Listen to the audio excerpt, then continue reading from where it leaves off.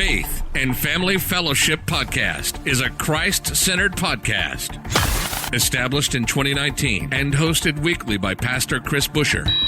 Addressing a host of topics such as the Great Commission, Christian discipleship, and often featuring interviews with special guests who are experts in their field. The views and events expressed on this podcast and all related materials belong solely to their author and not necessarily to the author's employer, organization, committee, or other group or individual. While all attempts are made to present accurate information, some information may become outdated over time. Faith and Family Fellowship Podcast makes every attempt to timely update any and all such information.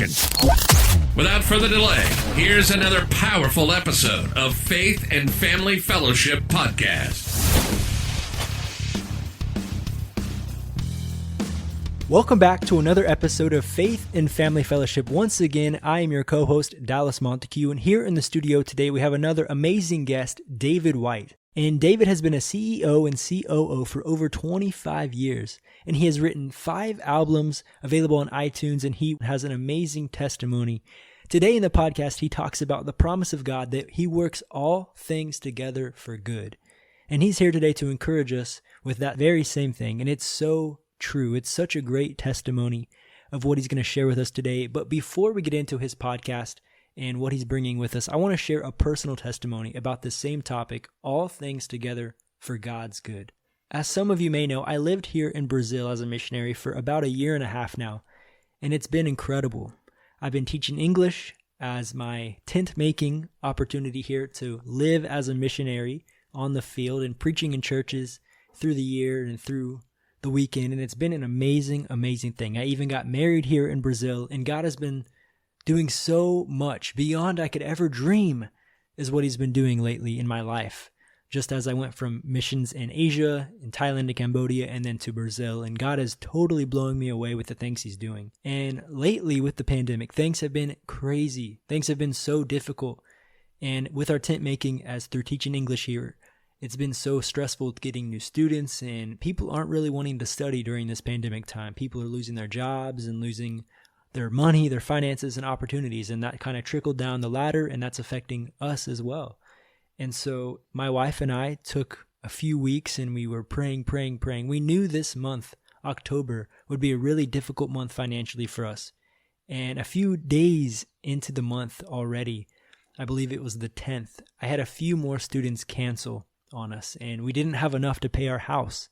And we were wondering, thinking, how are we going to do this, God? What are we going to do? We don't have enough money. And yes, we could call sponsors, we could call people to support us, but that wasn't the solution. That wasn't a long-term fix. What we needed were students for the next month going forward. And what we decided to do is we decided to fast and pray. And for the few days, weeks, we were praying. And we had no idea what to do. And God totally changed everything. Today, now, it's about 3 weeks from that moment. God help us. God give us a solution. Give us something, because we don't know what to do. And he works all things together for his good. And that's exactly what happened in our life. God gave us a house here in Brazil. He gave us a house, a beautiful house in the jungle. And it's got palm trees, flowers, animals, toucan birds, everything you can imagine. It's so much. It's just so good. I don't even have the words to express what God has done just in the last few weeks in my life. And with our students, we have 3 times as many students as we've had 3 weeks ago. And God totally changed our whole situation because he is our supplier. We ran to him when we had nothing else, and he totally blew us away in a short time. Something that David mentioned in our podcast today was that he is an all-sovereign God, an all-powerful God, and he only feels hurt when he wants to out of love. And David said it a little bit better than that, but it really touched my heart because God saw us in our situation. And the pandemic, like David also said, it wasn't new to God. It didn't shock God or scare God. But sometimes it shocks us, it scares us, and we're not used to these things that are happening or coming. But God does, and he sees through it. He sees through the storm. And God is my supplier, guys. And I just wanted to encourage you guys with that as well. And David shared with me another amazing testimony of his life and how God has brought him through time and time again, and now he is his supplier. And guys, This is such an awesome podcast with David today. Stay tuned. We're going to get a word from our sponsors quick, and then we're going to get right into the podcast. But I'm telling you, this is a great podcast. Pay attention. If you guys are not a part of the family of Faith and Family Fellowship, please subscribe. We have more podcasts coming soon. You're listening to the Faith and Family Fellowship Podcast. We'll be right back after this quick word from our sponsors.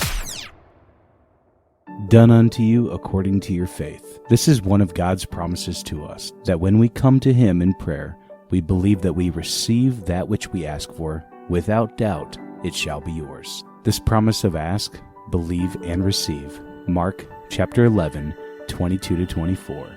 According to your faith, let it be done unto you, is a short ebook that reveals the power of God's promises about receiving by faith, filled with scriptures, guiding you on letting go of any cares or concerns that you may be facing in your life, and casting them to God in prayer by trusting He is able to take care of you. Get your copy today. May God bless and keep you.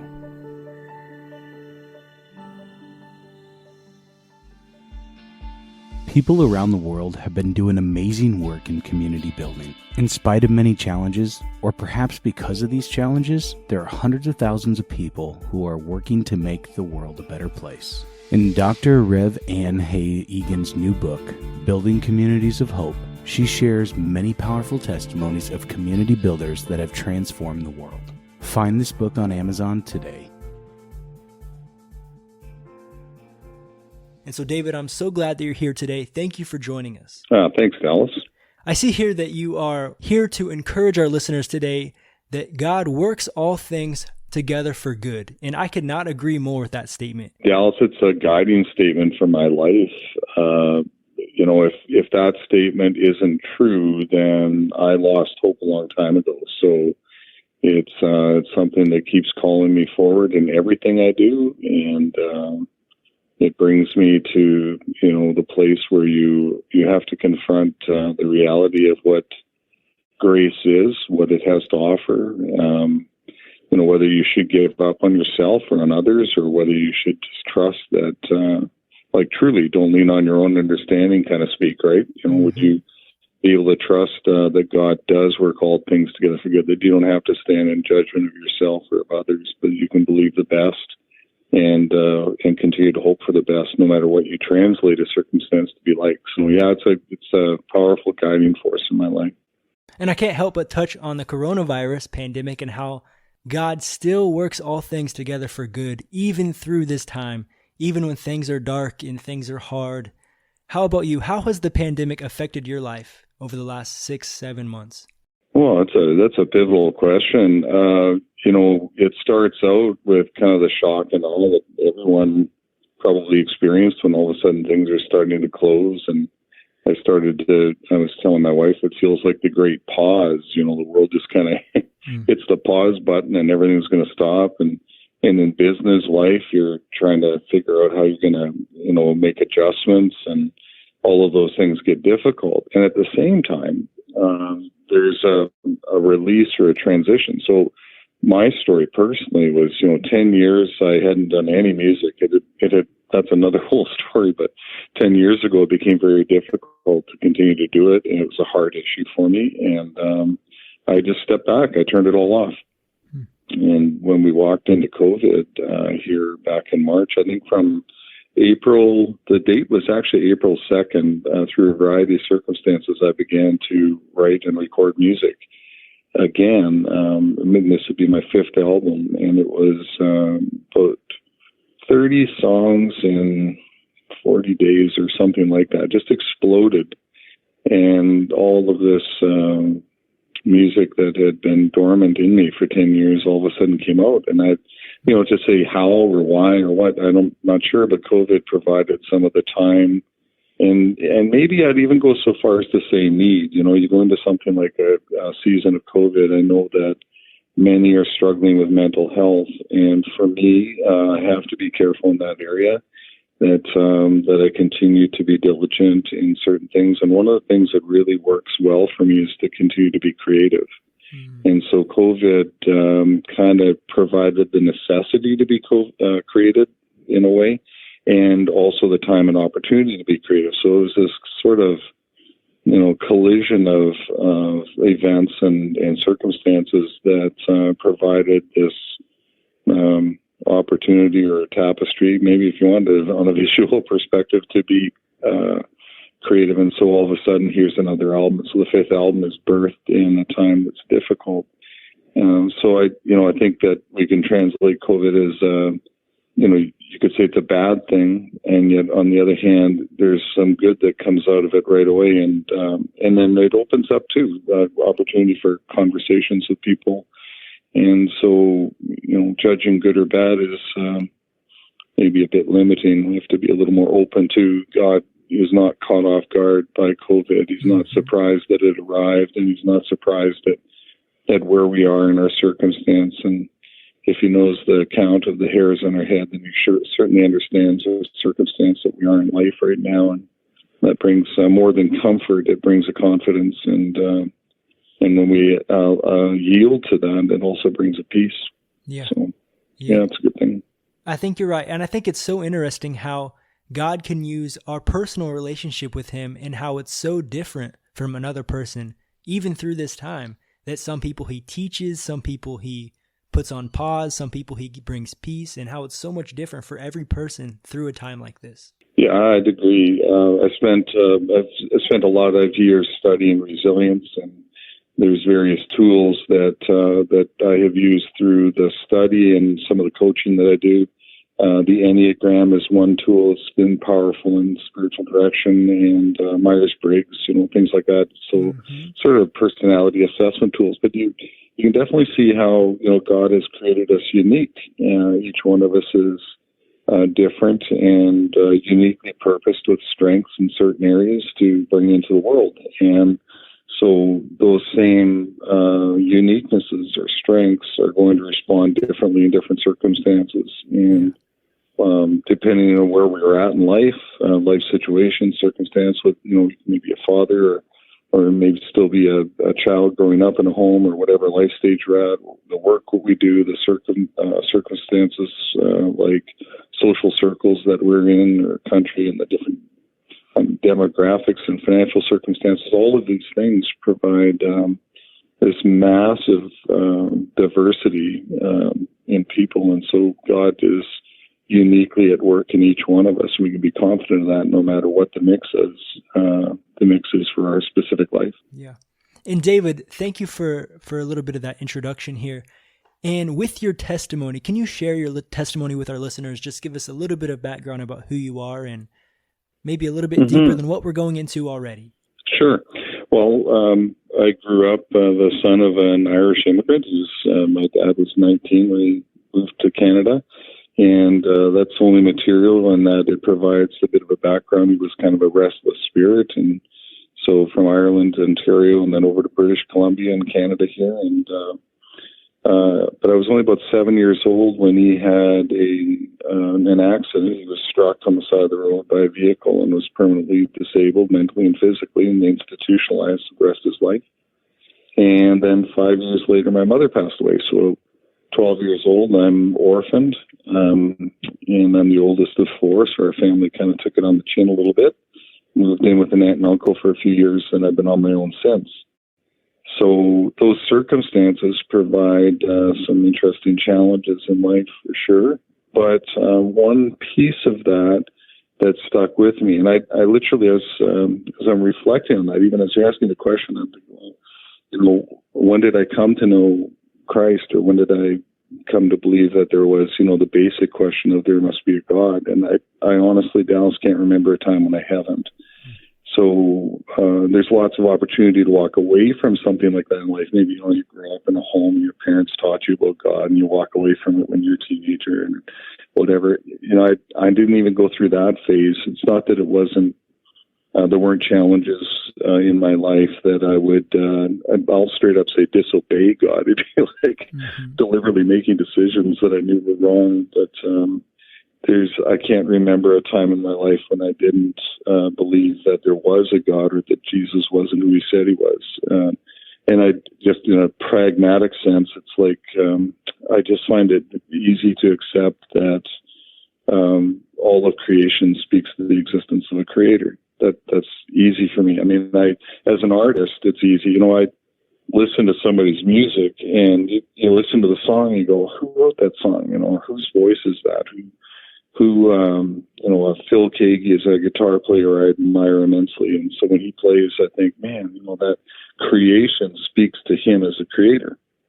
And I find it's the same way for all of life. I'm looking out the window right now, and I see trees moving, and we live at the lake, and there's a little bit of water moving. There's some wildlife out on there, and all of those pieces all speak to design. So when you see design, you see designer, and so that calls you forward just from a sense of connection with the Creator. But then you encounter the life of Christ, and either he was what he said he was, or he wasn't. That's the decision for all mankind. And when you look at prophecies of Christ in the Scripture that were fulfilled, or you look at there's so many ways. I mean, I literally find that I don't even need faith to believe that Jesus was who he said he was. I can actually look at historical text and mathematics and discover that. Those have been easy for me. I think the question that people really encounter, and what I've had to encounter through my life, is when you run into trauma. So my dad's wiped out, my mom dies. Are the promises of God still good? And that's where the rub of faith, that's where faith really has to kick in. Jesus was, and he can, certainly, if he can speak creation into existence, that's easy. But will he? Will he act on your behalf? Will he work all things together for good in your life? When you're going through some of those traumatic circumstances, that's the question of faith. It's never been, does he exist, or was Jesus who he said he was? It's always been, in this circumstance, will he move? Mm-hmm. And that's the question of faith. Will you doubt him? Will you doubt his, is he still a good God if he takes your mother when you're 12? Or is that somebody didn't get enough sleep and fell asleep at the wheel? And sorry, that's my dad's accident. Mm-hmm. Dad's accident was a guy fell asleep at the wheel, and is God still a good God? My mother dies of heart complications, heart stopped. Is he still a good God? He could have sustained it. Those are the questions of faith. I think you're exactly right. Wow, that's a deep testimony. Yeah, well, I'd say thank you, but I didn't have any choice in it. I guess we only know what we know, right? But I'm thankful that I can still, as I'm talking with you today, Dallas, I hit senior this year for the first time. The Denny's menu says I can buy the seniors menu, so I lived a few years. But I'm thankful that God's been good to me through these years, and I don't know if it's an openness on our part or what, but God does continue to reveal. And if we ask and just wait patiently for answers, I find that he brings them. So I think you're exactly right. After hearing that works all things together for good and your testimony now, that makes sense why you say it's your overall life message there. Yeah. That makes sense. Yeah. And I do want to ask about growing up as an orphan, as an early child. How has your life been transformed since becoming a Christian? And with that, saying the adoption unto Christ. I'll say it like that. Mm-hmm. Oh, that's a great phrase. I love the phrase. Actually, Dallas, you have me really kind of, that did a little something in me. There's several scriptures that speak to, he's the father of the orphan. And I do relate to that. There's some songwriters that have woven that sort of language into their lyric as well, and those thoughts or concepts move me. So, I guess for me what it is, you can know that God is your father, and you can know he loves you. And then you've got to come up against your imperfections. And so, I have a son, and I know that I'm always working on my relationship with my son. And I can barely relate to a relationship with a father because mine was taken when I was so young. So I didn't really, my relationship with my father was one where I was almost more the caregiver than he was. He's disabled mentally and physically, and so I don't have that experience. But when it comes into the relationship with the father, I relate to this wanting to please him, wanting my father to be proud of me. And then you go out in life and you make all these often terrible decisions. You sometimes you're selfish, or you're angry, or greedy, or whatever it is. This restlessness. You can relate with Paul's words of, "Who is to save me? This wretched man that I become." And the thing I want to do, I don't do, and the thing I don't want to do, I do. And I think we can all relate with that at a basis. If we're really honest with ourselves, we all want to be a better version of ourselves. And so, wrestling with this feeling of how do I feel with, God adopting me as I sense His love and I want to live better. And then you realize, it's almost like you're incapable. And so what I've come up against is, as I said earlier, what is grace? And as I have, especially here in the last decade or so of my life, I've been thinking that grace, I've really come to a place where I believe grace is the most powerful word I know. I don't know another word that has as much packed into just a few letters, because it's not, it's not just God's grace will something. It's God's grace does something. It's like, and it's not only will done or is doing, it's also that it's done. So there's all these aspects of grace that as we wrestle to be better people, there's a peace that comes when we realize that God has adopted us as an orphan. And in a way, I guess maybe we're all orphans, but speaking from my personal experience, that truly I'd love a father, and I want to please that father, and I want to live for that father. There's this peace that can come each time I just go, you're going to make mistakes. You made another one. Yeah. And yes, you even made that as a conscious decision. You did it knowing it was wrong. You took the cookie when he said no. There it is, right? And so you, coming into a posture of grace, it allows you to just breathe and know that you don't need to earn it. You're going to make mistakes. And so you continue to do the things you can, the best you can, just so that that's your gift back in a way, and it's your gift to others, your circle of influence, the people that you interact with. Try to be the best form, best person you can be. But there's a peace that comes when you realize that grace is complete. It's something that's done, it's being done, and it will be done. And I think those are that's probably the thing I would answer back. It might be an odd answer to how I feel about being adopted by God, but I think that that's the gift that He gives in that relationship that inspires me to continue to walk with Him. Mm-hmm. And you mentioned grace and the power of the word grace, and that led you into creating a podcast called Gracenote-EQ Podcast. And so I want to go into that a little bit more. I guess the concept for it is one that's been percolating for maybe a couple of decades now. As I was a leader in companies young, I started very young. I think I was a general manager when I was 22 or something. And some of that comes out of this whole desire, you're an overachiever as an orphan, a lot of times trying to prove your worth. And that comes out of an insecurity, and it doesn't actually work all that well. There's lots of counseling appointments that have kind of brought that reality to an understanding. But as you're working as a leader, you or I guess, wanted to always have this more altruistic impact. So leader in my first company was a meat processing company that I worked with, and I really wasn't content with having, just more sales and profitability and things that, business metrics are always, steeped in. I wanted to have an impact in people, and I realized that quite young, that if people around me sort of grew up in confidence and ability, then that would, I felt better as a leader. And so that kind of followed me throughout my career, and I went into some consulting and did some short-term, a little bit of coaching and things like that as well. This is also a decade or more ago. And definitely moved from, business to strategy to corporate culture, and then to leadership resilience, and then realizing that as people, we all are leaders in a way, because we all have to lead ourselves.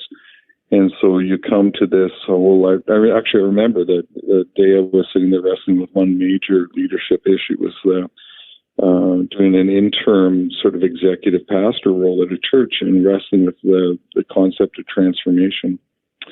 And so the question for me was, when do you know that we have transformation, and who is the best example of that?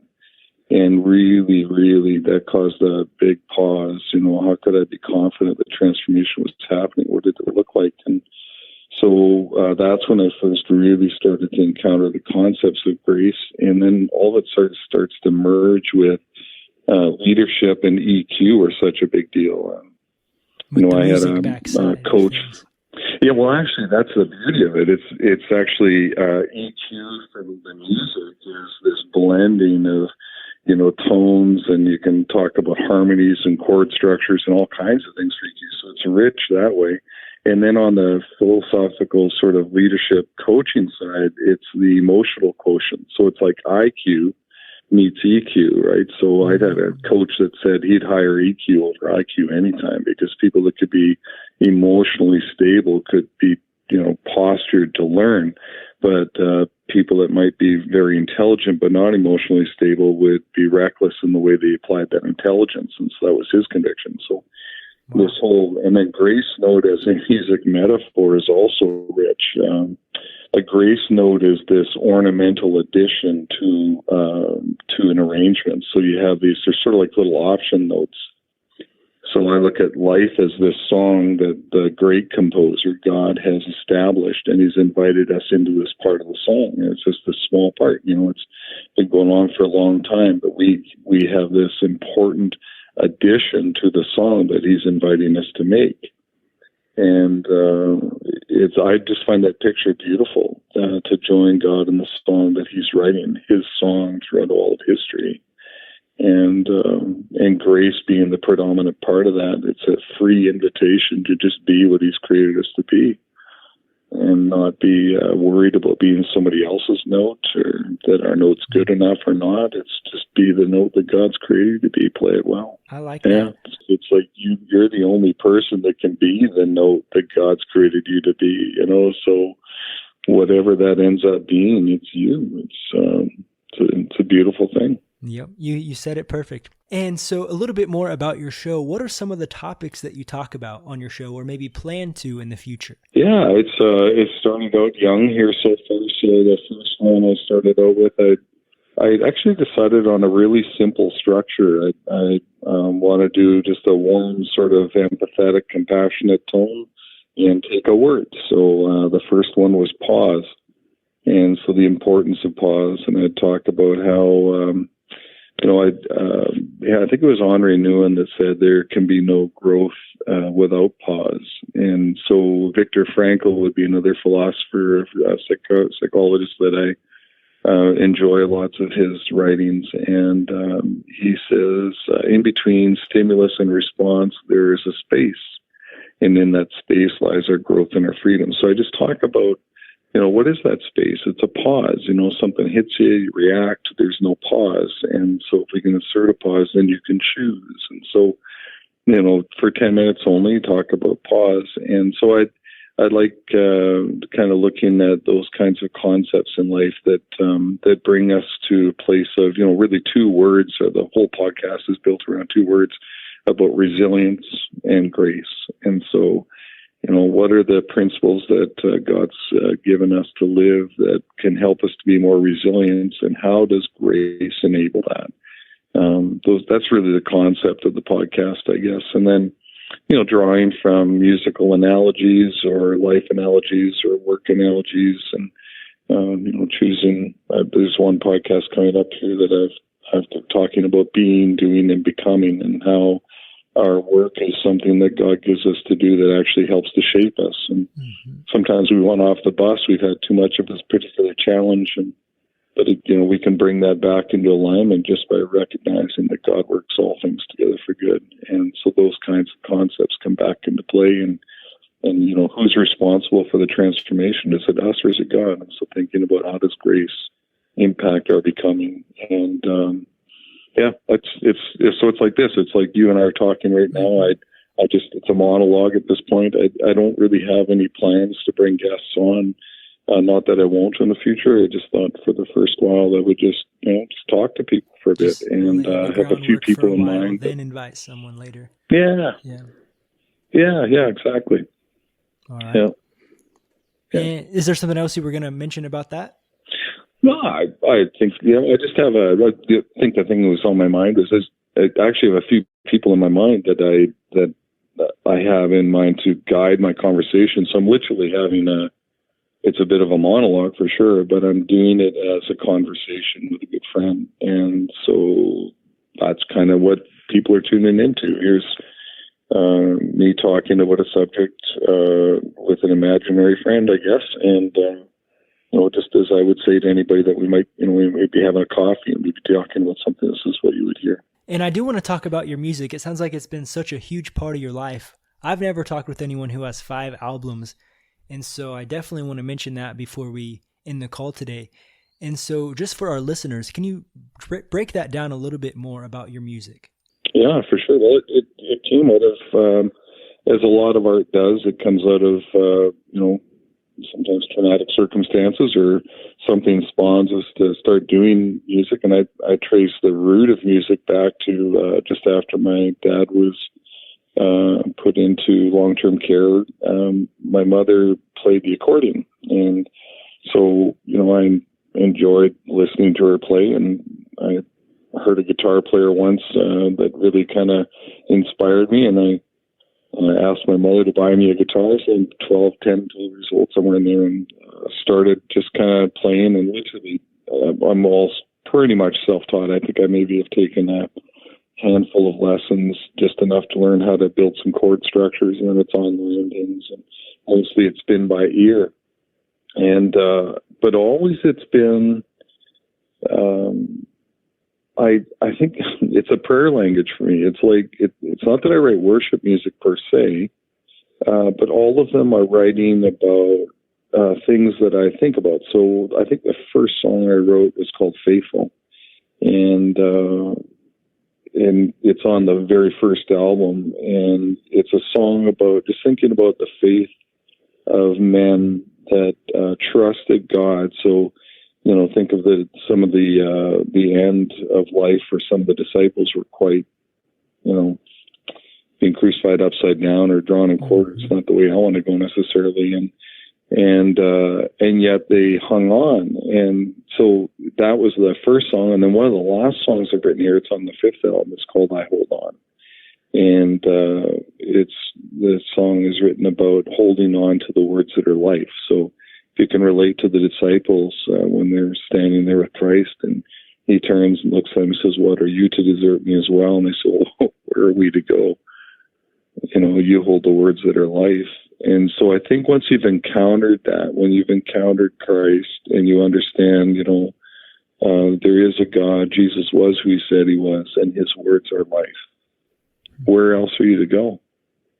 And so music for me has been that journey, even though there was a 10-year pause. That was a painful season in my life because I loved music, but there were some politics, church politics that got wrapped up a little bit, and it became painful. And I'm not saying that I wasn't partly responsible for that. It's just the way that the thing unfolded. And so rather than wrestle with it, I couldn't do music inauthentically, so I turned it off. I just didn't think I could, just manufacture it. So I'm really glad to have it back. And this album it's called Open Water. And one of my favorite songs is Hope Rides on the Horizon. It's a song that's written on, just a reflection on some scripture that I was doing.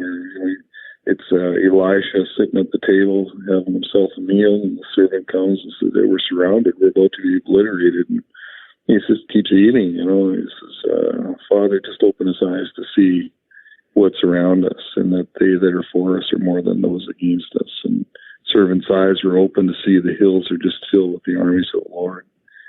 And that's that kind of mental, picture, image in my mind is what was going on when I'm writing Hope Rides on the Horizon. It's just, lift your eyes to the hills. Where does your hope come from? And so music's always been like that for me. Some scripture or a life circumstance, somebody's testimony or something will spur something. It's just like you just kind of got to write it or work it out. And or it just kind of stays there. So, that's really interesting. Yeah. Really cool. Yeah, so that's what it's been. Yeah. So I don't know if there'll be a sixth. I just kind of play that by ear. There might be. I think I can imagine continuing to create in music.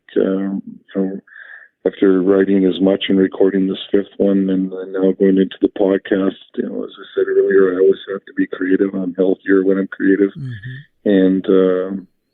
And one of the scriptures that has been on my mind the last few months is, keep casting your bread on the water. And I think that's, what we do, you and I both now in podcasts, is you're just sowing. It's kind of putting truth out for people to respectfully allow God to work in and through whatever we create, that He would have an impact in it as He sees fit. It's not. I just want to follow the conversation He's having with people and try to join Him in that, and add some food for thought for people to reflect on, and trust that He continues to work in their lives, all things together for good as well. And I do want to mention for our listeners, all of these albums are available on iTunes. Is that correct? Yeah, just 2 of the 5. And that's probably, I've debated going back and listing a third one as well. The first 2 were, I guess as an artist, you have to do the first one before you can do the second one. And when you do the first one, then you got to decide, is that something that's commercial at all, or something that you can put up and that people would appreciate or whatever. And maybe it's my own insecurities. I don't know. I just haven't brought myself to put that one up. And the second, there was a Live at the Chapel one that I did it was a different kind of album entirely. It was just literally a live recording. It was a blast to do. It was one of the most fun to record live, but so I'm not sure if those will ever make it, but there's 2 up on iTunes right now. One's called The Journey, and the other one's called Open Water.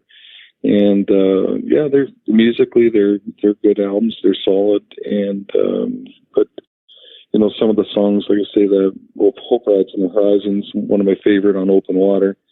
And What Does It Take to Break Your Heart is probably one of my all-time favorite songs, and it comes out of Genesis 6:5 and 6, which I find is one of those powerful verses in the Bible.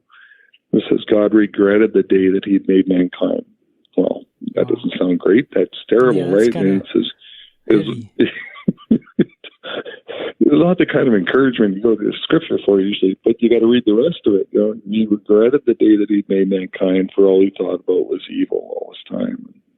So you get this picture of man just taking the gift of life and doing all kinds of things that were never intended to be, because we've been given free choice. It's an essential element in love, but when you give free choice to somebody, they can also do a lot of damage. And so history's full of damage, right? Mm-hmm. But then it doesn't stop there either. Regretted the day that He made mankind, for all He thought about was evil all His days. And then it says it broke His heart. Well, how in the world can you break the heart of an all-powerful God? Because all He has to do is cease willing your life and you die. He doesn't have to actually allow His heart to be in pain. He chooses to. And that's a choice of love. And so that has, even today, as I'm saying it moves me. To think about God allowing Himself to be in pain at all for anything that's a gift of love. And so, He's also a God of joy. He's 100% complete in all, but He chooses to allow that. And I think that's the backbone of grace, that we don't have to have any fear that we would be separated from God, that He chooses to accept us the way we are. It's beautiful. Wow. Beautiful picture. I'm going to have to study that, because that touched me too. Like, wow, that's so true, that He doesn't have to feel it, but He does out of love. That's deep. Wow. Yeah. Yeah. And David, I will put a link below for our listeners to find your podcast and those albums you mentioned. And would you have an overall message for our listeners today? What would you like them to take away from your presence here today? Well, I guess what we've been saying along the way is God is, God can, and God will work all things together for good in our lives. And we can set aside our own understanding and trust grace. I think the combination of that is a powerful mantra to live by. Go out into the world with a sense of peace in our hearts that COVID or otherwise, God will continue to work in our lives and will continue to finish what He started and continue to live out each promise that He's made. He is not one to not keep promises. So when we don't understand it, that's the challenge of faith. But and if you forget all of that, grace. One word. That one-liner. Just write it on your hand, on your mirror, whatever. Remember that word, grace. Yeah. You bet. Well, David, again, thank you so much for being a part of the show today. Well, it's been my pleasure, Dallas. I've enjoyed the conversation. I think these are the kinds of conversation that, that the church truly, as people that walk with Christ, are intended to have, that we build up and encourage each other. And I hope that's what my podcast will do. And I believe that's what you're accomplishing through yours right now. And if we each take our, the circle of influence that we have each day, we have many podcasts, whether they're ever recorded or not, in each coffee conversation that we have. And so we can live that out with fullness. It's awesome. It's been a pleasure, Dallas. We'll just rest there at that. Yeah. Thank you. And David, if I can have you in the podcast with a prayer, that would be great. Oh, for sure. Father, I thank you for this time that Dallas and I have spent together. We know that where two or more are gathered, you're there, and we can be confident that you direct our steps and that what you've purposed, you'll bring to fullness. And so we don't know who will hear this podcast. We don't know where they'll be at in life, but you do. And we know that you move in all of our lives with power. And so I just pray that we would rest in that power, that we would just be perfectly at peace in all that you're doing, especially in the season of COVID when there's so many questions, and we know that mental health's not strong right now. God, you're beyond and above able to support us through COVID and all the way in and through time. So, God, we just rejoice that you are trustworthy. And it's a pretty blessing on Dallas right now, too, and all the work that he's doing in this podcast. And for the listeners that hear it, this episode and all episodes to come and all episodes that have been done, bless the work of his hand, both in the fullness and the growth of his character and transformation, and also in each person he works with and meets. In Jesus' name, amen. Amen. You've just listened to the Faith and Family Fellowship Podcast with your host, Pastor Chris Busher. Faith and Family Fellowship Podcast was recorded live in studio with final editing made before uploading. Subscribe today to Faith and Family Fellowship Podcast on iTunes or Google Play. For more fantastic daily content, visit Pastor Chris Busher online via Facebook, YouTube, and Instagram. Don't miss the next episode on Faith and Family Fellowship Podcast.